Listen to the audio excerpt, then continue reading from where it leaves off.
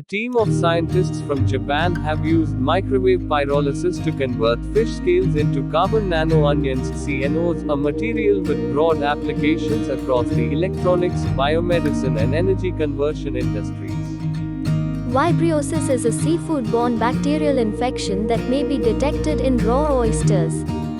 Agriculture extension experts in New Hampshire have discovered a new and trustworthy approach to detect it. The most common seafood-borne bacterial illness in the US is Vibrio parahemolyticus. Vibriosis, a gastroenteritis that can be deadly in those with liver disease, diabetes, or a compromised immune system, can be brought on by contaminated raw oysters. According to the Centers for Disease Control and Prevention, Vibrio illnesses are infamous for having the single largest rise in infection rates from those seen in the mid-1990s, 116%. Some urban legends urge individuals to consume raw oysters despite these risks. According to North Sea Farmers, a company located in the Netherlands, the first automated harvest of an offshore seaweed farm has been accomplished, marking a significant turning point in the growth of Europe's seaweed business. About 12 kilometers off the Dutch coast is where the place sits. On nets suspended below a 50-meter plastic tube that was floating on the water's surface and kept in place by buoys and two anchors on the bottom, North Sea Farmers had been producing kelp. Oman currently maintains a 600-ton per year abalone cultivation facility that has been formally inaugurated. The facility was created through a joint venture between Muscat Overseas Group and Abagul, a prominent South African abalone farming enterprise.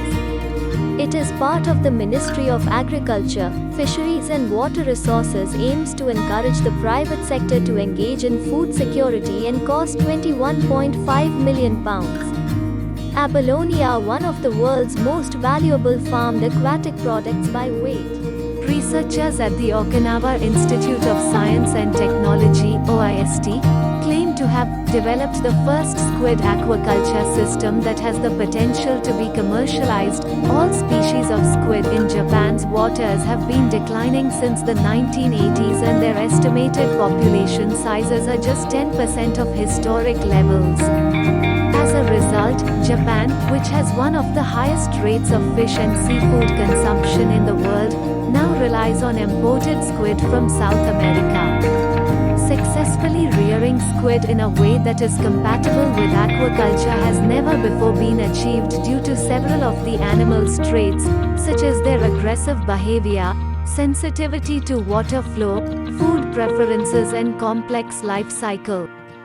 This invention has not only closed the life cycle of the squid, but it's also done in a way that's efficient and cheap enough to be commercialized. India. In its 75th year of independence, India adds 11 more wetlands to the list of Ramsar sites, bringing the total to 75, which encompass a total of 1,326,677 ha. There are 4 new sites in Tamil Nadu, 3 in Odisha, 2 in Jammu and Kashmir, and 1 in each of Madhya Pradesh and Maharashtra among the 11 new locations. The designation of these areas would aid in the management, conservation, and efficient use of wetlands. The Ramsar Convention, which was signed in 1971 at Ramsar, Iran, includes India as one of its contracting parties. On February 1, 1982, India signed it.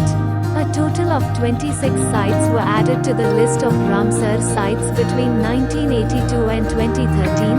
However, from 2014 and 2022, the nation added 49 more wetlands. India now leads the world in inland capture fisheries production with 1.8 million tons for the first time since the middle of the 1980s, the ministry announced on last month.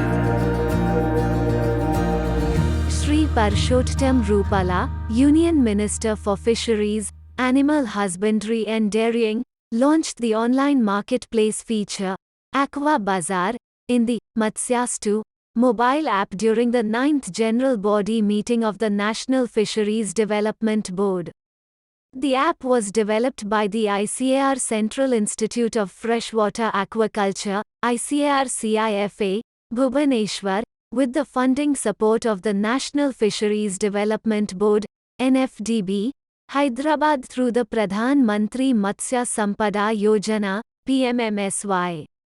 The online marketplace will help the fish farmers and stakeholders to source the inputs such as fish seeds, feed, medicines, etc., and services required for fish culture, as well as farmers can also list their table-size fish for sale. The marketplace aims to connect all stakeholders in the aquaculture sector.